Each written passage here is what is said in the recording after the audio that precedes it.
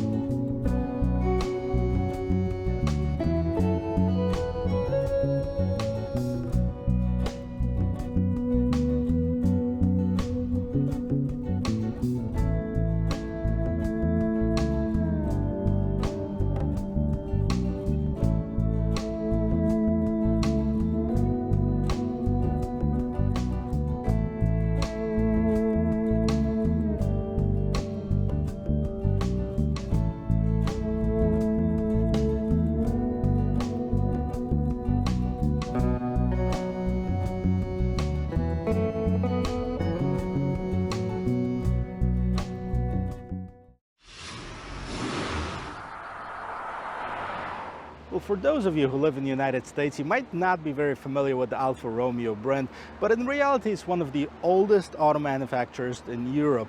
As a matter of fact, it was started in 1910 in the city of Milan, such an iconic town, known for fast cars and fashion and all stuff like this, and it definitely has a lot of connections to it. We're going to point out some things on this vehicle that ties it to that city, but it came back to the United States only in about 2015, so just 7 years ago, and now it's only available with two vehicles in the United States. One of them is a sedan, it's Giulia, and this is a smaller SUV, which is the Stelvio. Now it competes in the segment where there's a GLC or BMW X3, so that kind of gives you an idea of the size of this vehicle.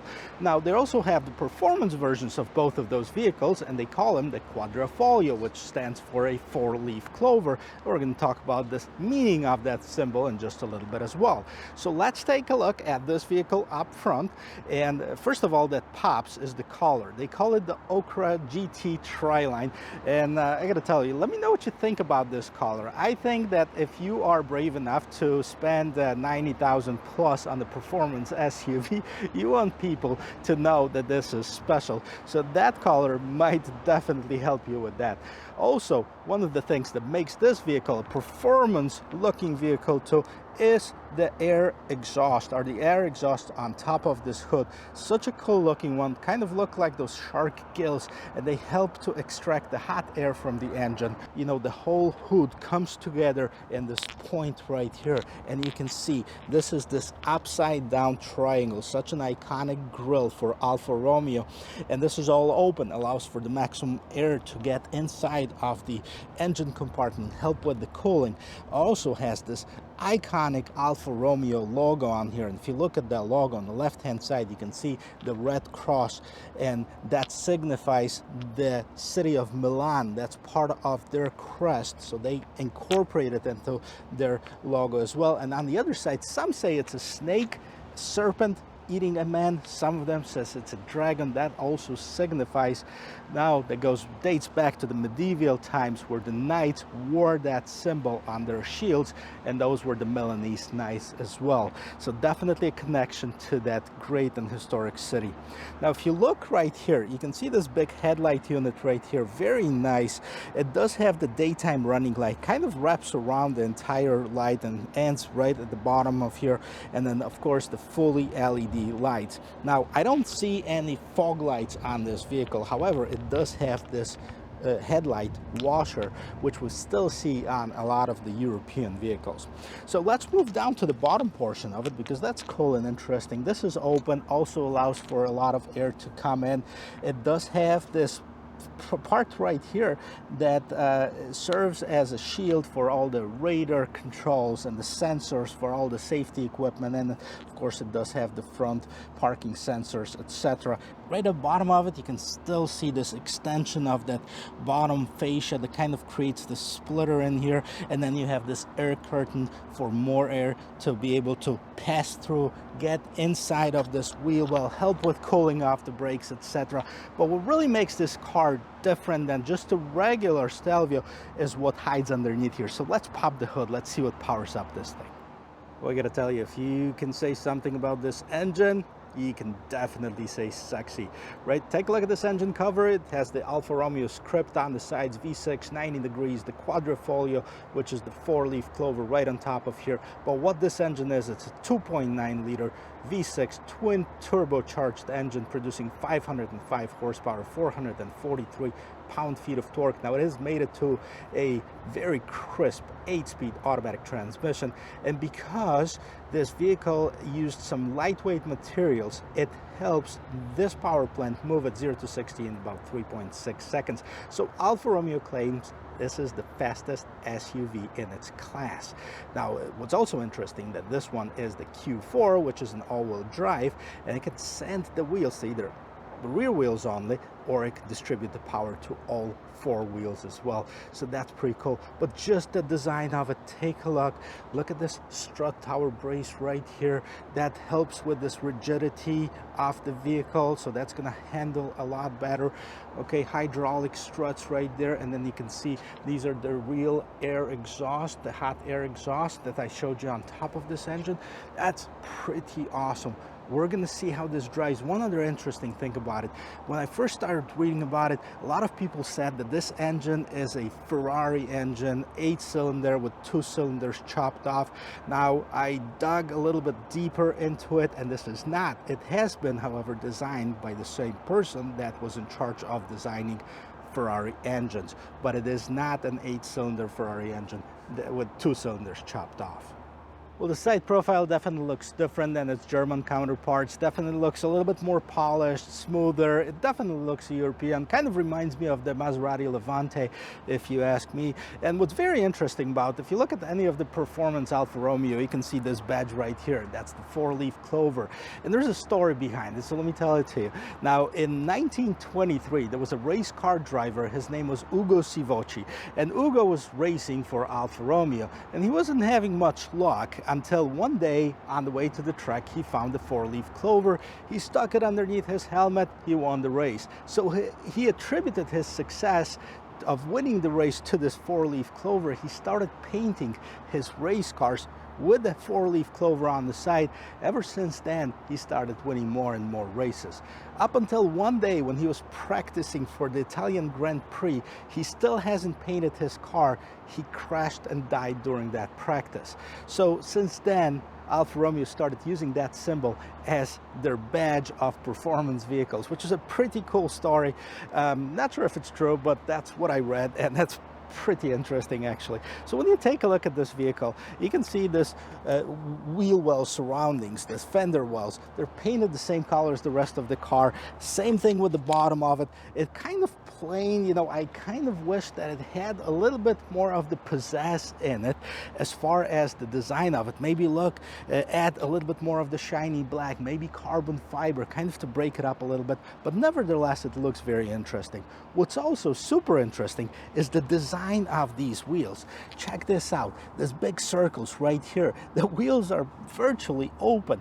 They're gloss black, very nice design, huge rotors underneath here. You can see they're drilled. You can see this big caliper with the Alfa Romeo script on it. Alfa Romeo logo right inside of the center cap right here. And then as far as the size of the wheels, they're 21-inch wheels. They also have the tires that are 255/40 in the front, 285 in the back, so they're much wider tires in the back.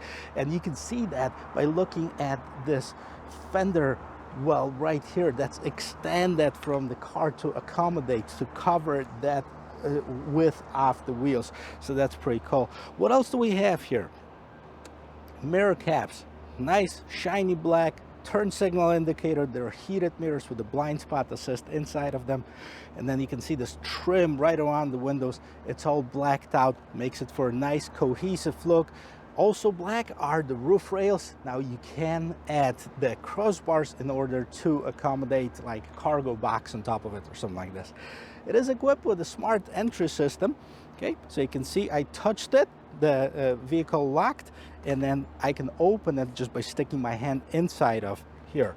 Well, the simple and plain look continues in the back with the exception of a few things, but we're going to start right on top of here. You can see this gate spoiler with the third brake light incorporated in here. You have the rear window wiper right here, Alfa Romeo logo. You can see Q4, that signifies that it is a all-wheel drive vehicle, and that's the only way that it's available here in the United States. Stelvio is on the other side. Nice lights, they're fully LED lights with the reverse lights in here. You also have the mandatory reflector lights at the bottom, and that's where it starts getting interesting. Look at these exhausts. There's quadruple exhaust, 2 on each side. They kind of staggered, big exhaust. It sound absolutely amazing. We're going to check that out in just a little bit. And then you have the real air diffuser right at the bottom of it, and then this is an actual air exhaust right here too, so that's functional trim as well. Well, let's pop this gate open and let's see how much room we have. Okay, power lift gate. You can open it just like I did by pressing the button on it. You can also open it from the remote. Let's see if it's got any room. Keep in mind we're looking at a compact SUV, so the roominess is definitely not a huge aspect of this vehicle. It's also kind of narrow on the sides. I think it's because it had to accommodate those larger wheels, so it's fairly narrow as far as the roominess in here.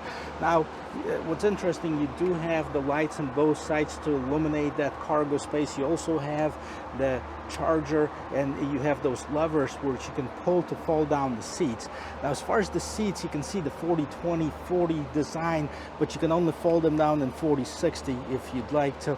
And then at the bottom here, you have this dual floor, of course. Underneath here, you don't have a spare tire for weight savings, but you do have your flat tire kit, and then you have a little bit more storage right underneath here. Well, you also have that cargo cover that extends right here, and the second piece of that cargo cover is actually built into the gate. Now, if you wanted to fold the seats down, see how much room you have, all you have to do is pull on one of those levers and kind of drop them down. I thought it was spring-loaded maybe, but they just unlock, and you still have to help it to fold down, and that's how much room you have with the seats down. Because there's substantial roominess in here if you can clear that door sill right here. Once you get in, there's enough room for you to slip your feet underneath the seat in front of you, and the seats are nicely profiled in front, so I'm actually not touching the front seat. That's adjusted to the same as the driver's seat, which is adjusted to my normal driving position. I'm 6 feet tall, and I have plenty of room in here. Now, it's kind of on the firm side, so it's not very plush. It's not super comfortable, but as far as the roominess, there's definitely some of that in here. Well, we're gonna check out the front of it in just a little bit to see if you don't need a chiropractor visit after the drive every time that you take it on the road. But before we do that, let's check out the rest of this interior. Starting right with the rear door, you can definitely see the attention to detail. Even the top of this door trim right here, it's leather draped. That does have this contrast stitching, and check this out, this beautiful carbon fiber trim. Of course, the aluminum looking door handles, and then you have the lock. Of course, you have the window control on the armrest right here. A little bit more storage, not too much, and then the speaker. Now on the door sill right here, you have this Quadrifoglio sign right here, the 4-leaf clover, and then the bottom of the seat, this is how you actually fold them down. So not on the top, just at the bottom of here. Well, it's got the cargo nets in the seats, nothing too crazy about it.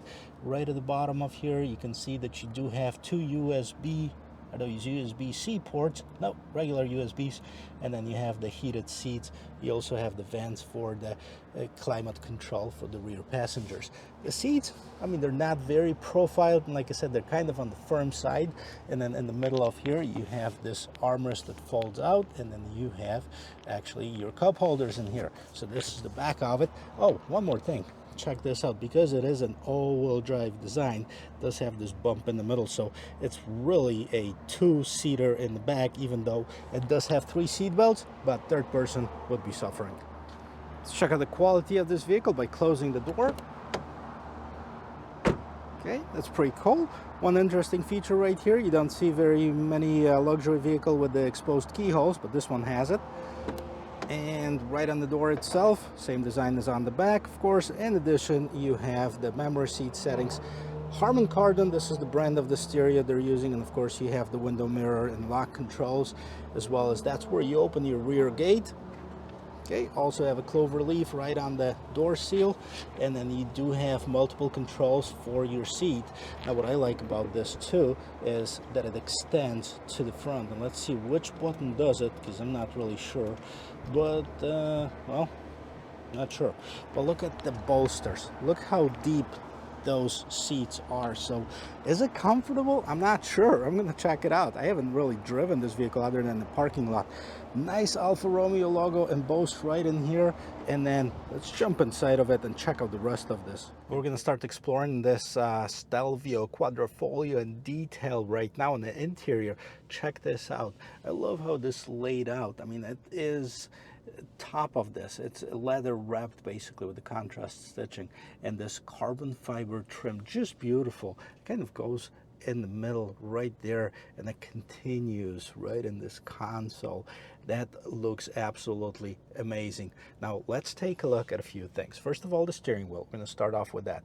What's more sexy than the red start button right on the steering wheel? Seen it in some of the Ferraris, I'm sure. Start stop engine. Okay, as long as the key is in your pocket, you can start and stop it from here. Alfa Romeo crest in the middle of that steering wheel, and then in the back, what comes to mind right there when you see those pedal shifters. What's interesting, okay, let me move the steering wheel. Right there, see the pedal shifter stay in its place, so it's not mounted on the steering wheel, it's mounted on the steering column, which a lot of the race cars do. And they're big, they're actually cold to the touch, so they're real metal, they're not plastic, which is a great feature right there. On the steering wheel itself, right there, you can also see the Quadrifoglio emblem, and then there's a bunch of buttons on the steering wheel on both sides. Let's see if we can decipher some of them. This is for your cruise control. It looks like this is for the adaptive cruise control, which allows you to control distance between you and the car in front of you. And on the other side, it looks like the media on the phone, basically for your volume, tracks, etc.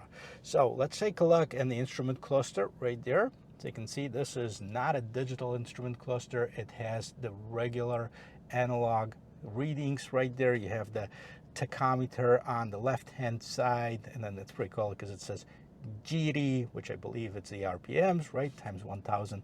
On the left hand side you also have the temperature control, and then on the right hand side you have the speedometer. And you can see this vehicle has speedometer that goes to 200 miles per hour or 330 kilometers per hour. By the way, the top speed is about 180 miles per hour. So this is a super fast vehicle. Don't do it if you're not trained racer and thing like this. I wouldn't. So in the middle of here you have this digital screen right there that's it displays basically your trip, miles per hour, you know, etc. Let's see if there's any way that I can switch stuff around in here, because I don't see any buttons that really correlate to that middle screen. I think it's pretty set on here. So let's see what we have. We have the temperature outside, speed limit, clock, then the range 39 miles to empty. So we have just enough gas to basically take it on a short test drive. The vehicle's got 235 miles on. It's 2022. Somebody traded in. I wonder what the story is. I'm going to find out. And then there's a warning light right there about the lane keep assist. I'm not sure if it's on or off, and there's something there also. Oh, there's gas that it's getting empty. So this is the steering wheel and the instrument cluster, and let's take a look at this screen right here. Now, here to tell you, if you're looking for a performance SUV and you're looking to spend that kind of money, I would probably expect a little bit bigger screen. Now, this is the 8.8-inch screen. Okay, it's kind of divided by 3. So you have your radio right there, you have your navigation, you have your phone. And I believe you can customize those. Yep, you can basically set them up to what you want. There's different options that you can set vehicle information. Let's say we can put that in. Now I have it. Okay, now I have to hold it, I guess, for a little bit and then drop it. So that basically reorganizes all those widgets that you have out here. Now the second way of controlling it is through this controller right over here. So you can see this is this dial shifter, or you can do up and down, side to side, and then basically you can control what's going on the screen. And then if you like something, you can select it, and then, you know, we can drag it and drop it to where we want it to be. But let's go to the main screen and let's see what else is out here.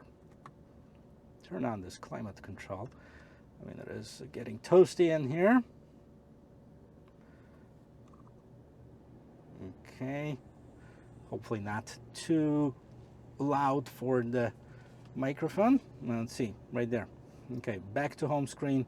Again, you can customize all of that. I just set it up to climate, and you can open this up. That's where you can control basically your climate control. You can see that it does have the seat controls, and then you have the heated seats, not ventilated seats.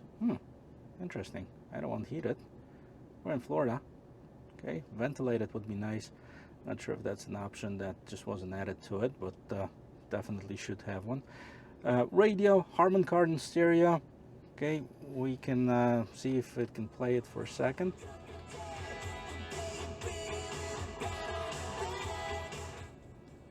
Sounds pretty good. Go back to the home screen now. It's going to display it. Basically what it does, it's an oil, pressure, boost, and torque. That's what performance pages do. Definitely not as much customization as you can see in some of the competition like a Mercedes-Benz or BMW. Vehicle information. Okay, we have the scheduled maintenance in 334 days, so you better put it on your calendar right there. But I saw something else up there. Engine oil, drive mode explorer. So it's pretty cool because they call the shifter DNA. Okay, drive mode explorer. You can see race. This is where you can customize some of it. So engine torque limiter is off, steering sport, shifting race, all-wheel drive, rear-wheel drive race. All of those settings are set up for racing. Dynamic, normal, and what's A stands for? Not sure. This is probably the most eco-friendly mode. So dynamic, normal, and A. Let me know what it stands for. I'm not sure. Okay, go back to the settings right here, and climate, radio, navigation. Let's take a look at the navigation really quick. Okay, I would like to see a bigger screen than that. Really, that 8.8 inch screen is not cutting it for me, especially if you're spending $90,000 on the vehicle. Okay, it does have pretty much all the features that you'll need, but you probably would want to in a little bit larger way. Now, one thing to check as well, let's put the rear view camera. Oh, come on, Alfa. Why would you do this tiny itty-bitty screen right here if you have all this real estate? Put that camera right on 2/3 of it, and then you have this, you know, car icon on the side. I mean, that's crazy. And the quality, again, you know, at this price range, you'd expect the better quality of the camera system. All right, no 360 either. So, let's explore down below. You have these pretty cool looking vans. Then you have the climate control settings, hard buttons. Okay, I'm not gonna ding it for it, but again, it's probably something just of the regular Stelvio, which is not a premium feel to it. And you have the USB-C, you have your regular 12-volt charger. Cup holders right in the middle. Not sure if I'm liking to have all, you know, my coffee, let's say, in front of here. That'd probably be pretty inconvenient to grab it, but it is what it is. So you get the shifter. It kind of looks like a BMW shifter. I'm not sure if there's any connection between the two, but you know, you have reverse. This is the electronic shifter, and then you go to drive. You can shift it to the manual mode. See all of those light up, and you can shift it either through here, up and down, right? Or you can shift it on the pedal shifters. You also have the electronic parking brake. This is your DNA selector. This is those drive modes, okay? So it changes. See, when the dynamic one, I'm not sure if you heard it, I put it in dynamic driving mode, and the exhaust started to be a little bit like lower rumble.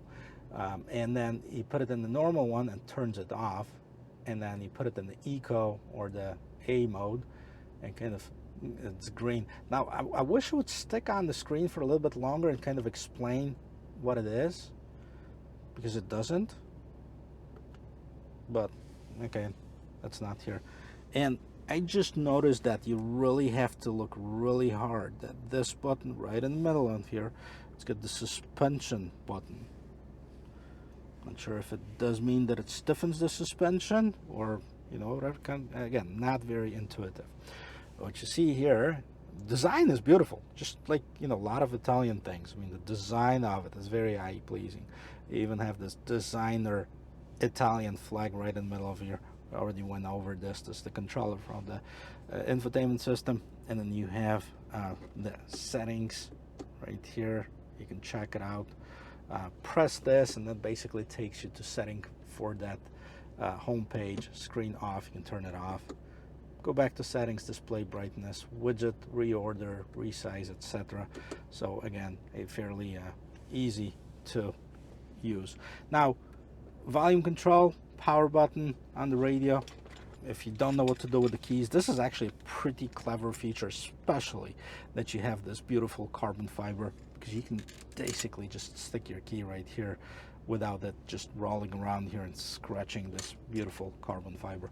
Now, as far as the key, okay, on the back side you can see the Alfa Romeo crest right there, and you can see lock, unlock, gate opener, remote starter, panic. That's Alfa Romeo script right at the bottom. That's pretty much it. Okay, one more thing to check out. Okay, it is an additional cargo compartment. This is also the wireless charging, which is pretty cool. It has it USB-C auxiliary and the USB and the storage. It's not very much of it, but there is something in here as well. And one more thing to check out. We're going to move on to the top portion right here. So the regular lights, which is nothing too crazy about it, but it does have the sunroof. So you can see the cover opens up, and then you have this panoramic sunroof.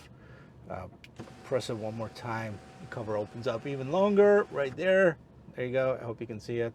And then we can basically open the sunroof. Okay, does let a lot of air and light into the vehicle, which is a nice feature as well. This is it. It looks pretty cool. If I were to complain about something, is this infotainment system. It has to be bigger. It has to have more features on it.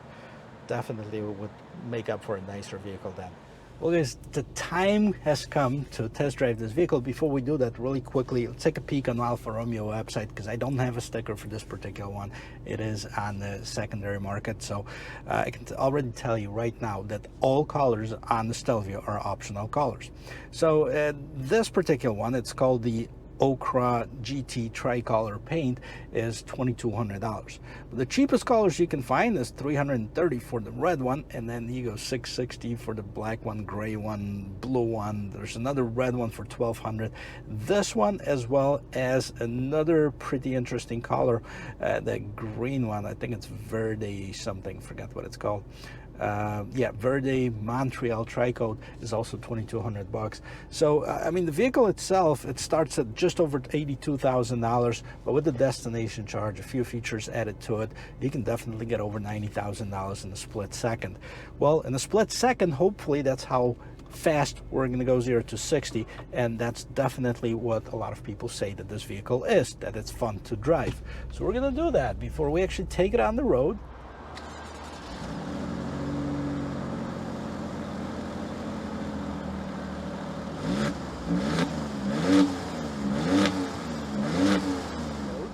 Oh, I like that growl of this engine. Put it in the dynamic mode, by the way. So this is that sporty mode. We're going to check out the turning radius of this vehicle. But maybe I shouldn't do it in the parking garage, because there's a lot of columns in here, and I certainly don't want to spend $90,000 on the vehicle. Well, at least not today. So take it on the road, we'll take it to a parking lot, and then we'll do a 360, see how it maneuvers. Overall, I can already tell you it's a very stiff vehicle. It's a stiff ride. but that's because it is a sports car. Definitely, it feels like that center of gravity is pretty low, which is a good thing. And you know, the suspension stiff. The steering wheel is actually fairly light. I'm surprised that I'm in the dynamic mode, so it does have the more responsive steering.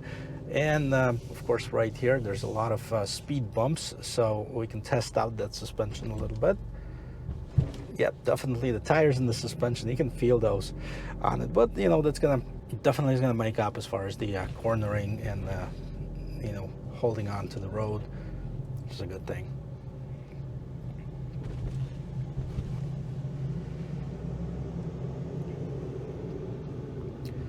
Well, I don't have my usually painted parking spots in here.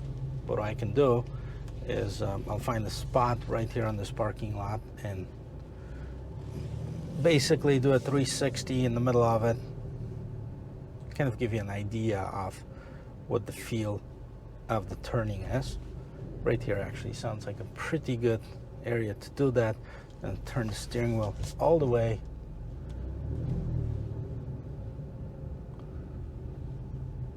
It's actually pretty tight. Yep, feels good. All right, moving on. Take that on the quick test drive on the road. Let's see how this vehicle feels. Definitely the suspension is stiff. Okay, let's see. Regular without crazy acceleration. I love the sound of this. Hear that crackle every time it switches the gears. And the transmission is on point. It's very precise and it's very crisp shifting. You can hear it right there and then. We'll put it in the automatic on the manual mode in just a second to see how much of a difference it makes if you switch it manually, and hopefully there's going to be a little bit more of an open road so I can actually accelerate it. You know, it's a pre-owned vehicle, so I don't have to worry too much about, you know, the break-in period, because somebody has already done that for me. So I'm going to check it out in just a little bit. Okay, the dynamic mode is enabled. I'm going to do something I'm probably not supposed to. Park right here.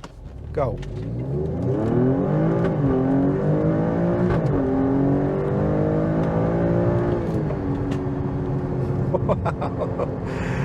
This is a lot of fun. I have to tell you this. They say it's a quick vehicle, and it certainly is. You know, and the sound that it makes, it's just like music to my ears.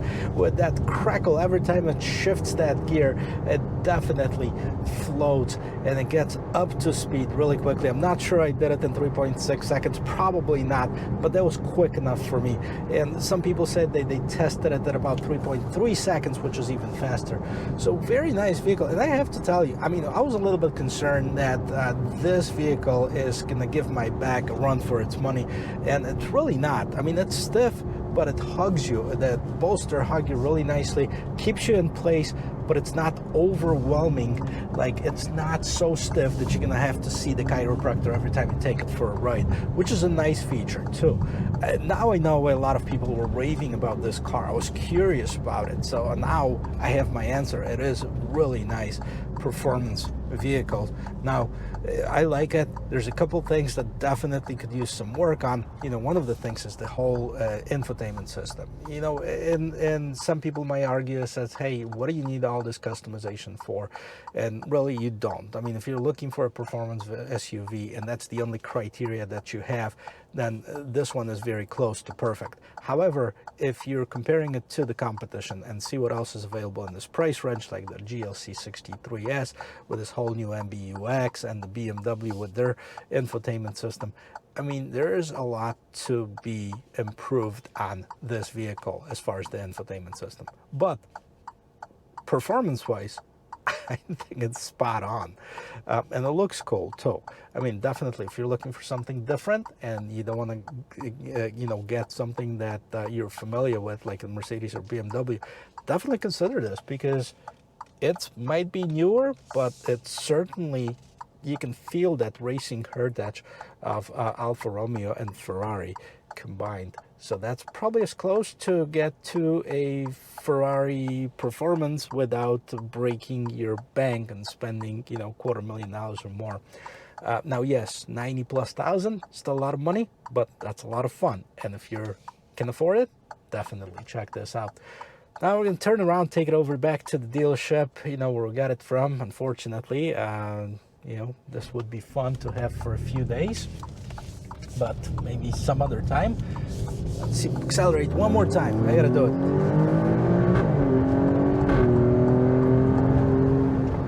Love the way it screams. It really does. It's an awesome driving vehicle. Guys, thanks a lot for watching. I really appreciate every single one of you.